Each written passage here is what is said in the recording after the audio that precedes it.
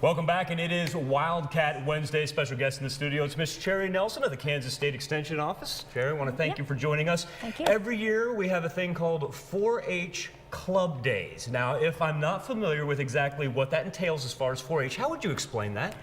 4-H Club Days is an event that 4-H members can do.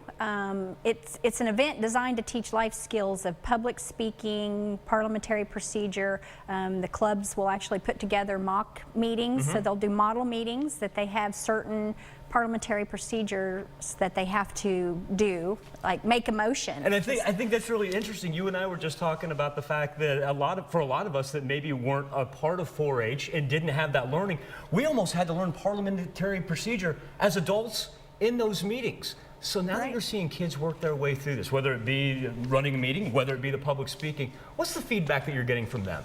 A lot of kids, you know, when they're doing those model meetings, they're like, oh, do we have to do this? But once they get out, they get grown up a little bit, they get to college, they get out in the real world, they go to a city council meeting or they go to another meeting, and they're really amazed at how many adults don't know how to run a meeting properly or even make a simple motion. And so they're learning a lot, and the kids really get a lot out of it. Oftentimes we associate the great things that 4-H does. We see them out at the county fairs, but there's a lot more than goes into the raising of the rabbits and whatnot. It's a year-long thing. Talk about the number of events that you have. Oh, sure.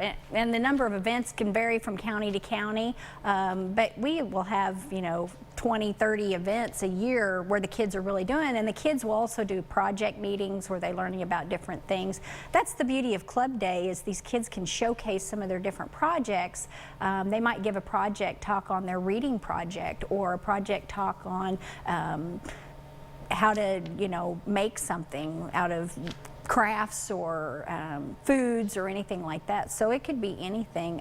Performing arts, the kids, that's a project the kids can take. So we have a lot of kids that will play piano or other musical instruments. It's like a talent show. Yeah, it is. It's like a talent show. And so it's a great event, and the kids really get a lot out of it. What are we looking at schedule-wise for our club days here in Southeast Kansas? Right. The Wildcat District will have 4 different club days. The first one will be February 10th in Labette County. That's at the Labette County High School.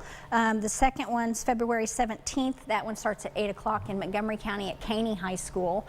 Also on the 17th, Wilson County will do their club days in the afternoon at 2 p.m. in Neodesha at the North Lawn Elementary, and Crawford County will have one on the 24th at 9:30 at Girard High School. So, and we make sure we'll put all those on KOAMTV.com. Hey, I'm a parent. I've got a couple young ones, and they've heard from their friends and heard about it in the community. They want to become a part of 4-H. How do I get started?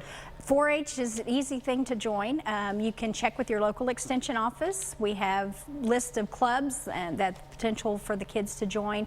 7 to 18 is how their ages, and we'd love to hear from you. And I also know too, while the kids can enjoy the activities and learn so much, you're always looking for volunteer manpower as well. Yes. Anything in particular that you need to know if you're interested in helping out young kids through 4-H? Really, as a volunteer, if you have something that you really enjoy doing, say you like to crochet and you know how to crochet, we look for volunteers that we can match with kids. There is a process, a screening process that volunteers have to go through in order to be approved, like with most things that working with our kids, but it's a pretty simple process, and we'd welcome any volunteers. So not only do you cover a wide range of ages there for 4-H itself, but it sounds like anybody of any age has a skill that they can volunteer. Exactly. So, Cherry, I want to thank you for coming in. Thank you. Wraps up another Wildcat Wednesday. Let's come back, talk 7-day forecast right after this.